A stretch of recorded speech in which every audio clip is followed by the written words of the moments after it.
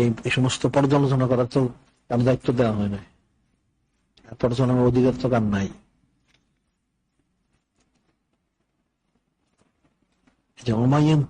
হাওয়া, এটার অর্থ হলো কথা বলেন নাই, সব করছেন। তাইলে হযরত খলিল তুমি স্বপ্নে দেখলেন যে এটা কি, স্বপ্নটা কি হইল?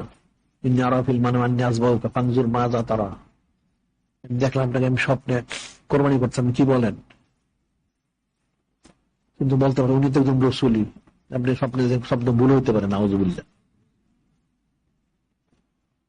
কিন্তু এটা বললেন আপনি ভুল হইতে পারে। তাহলে ইয়া আবাতি ফাল মা তুমার, আপনি যে আদেশ হয়েছেন সেটা করেন, এবং সাতাজিদুনি ইনশাআল্লাহ মিনাস সাবিরিন, আমাকে ধৈর্যশীল পাবেন, কোনো অসুবিধা নেই, আমি রাজি আছি।